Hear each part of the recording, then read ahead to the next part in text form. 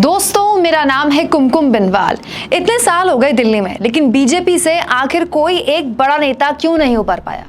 पहले ये सवाल बीजेपी के भीतर स्वर्गीय शीला दीक्षित के लिए पूछा जाता था कि शीला दीक्षित की टक्कर में बीजेपी आज तक कोई बड़ा नेता दिल्ली के लोगों के बीच क्यों नहीं रख पाई। और अब यही सवाल केजरीवाल को लेकर बीजेपी से पूछा जाने लगा है। केजरीवाल, जिनका उदय ही भारतीय राजनीति में देश की राजधानी दिल्ली से हुआ, आज तक बीजेपी केजरीवाल की टक्कर का कोई भी नेता दिल्ली में नहीं दे पाई है।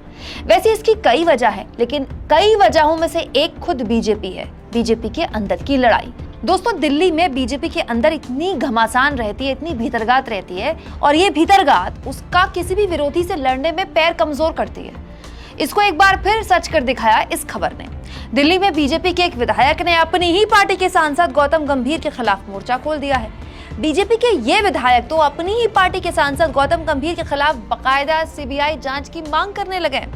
दरअसल पूर्वी दिल्ली से बीजेपी सांसद गौतम गंभीर के फाउंडेशन ने अपने संसदीय क्षेत्र में बहुत सारे लोगों के लिए, जो ऐसे कूड़ा घर जो काम नहीं करते, एमसीडी से उसको लीज पर लिया और बहुत सारे लोगों के लिए जन रसोई चलाई और लाइब्रेरी भी बनवा रहे हैं। ये काम पिछले कई सालों से गौतम गंभीर कर रहे हैं, जिसके लिए उनको काफी तारीफ भी मिलती है।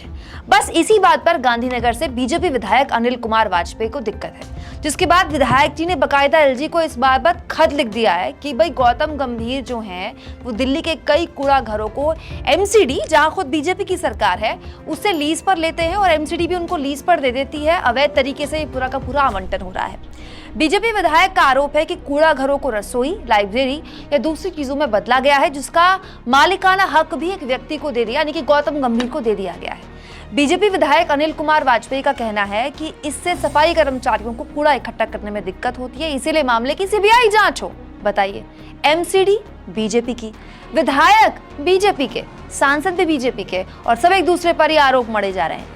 पिछले कुछ सालों से वाजपेयी और गंभीर कई मुद्दों पर एक दूसरे के आमने सामने आ चुके हैं। बिल्कुल जग जाहिर हो चुकी है उनकी अदावत, और पार्टी में जाहिर तौर पर पार्टी के अंदर हर जगह भीतरघात होता है। ऐसी दुनिया की कोई शायद ही पार्टी होगी जहां भीतरघात नहीं होता, लेकिन ये भीतरघात जब दुनिया के आगे आ जाता है ना, तो इससे होती है पार्टी की छीछा लेता है। खैर, अब मामला जब एलजी तक पहुंच ही गया है तो अच्छा होगा कि जांच हो ही जाए, पता तो चले कि आखिर गलत कौन सही कौन। बीजेपी की एमसीडी की तरफ से गलती हो रही है, बीजेपी के विधायक की तरफ से, या फिर खुद बीजेपी के सांसद की तरफ से। आपको क्या लगता है? कमेंट बॉक्स में जरूर लिखिएगा।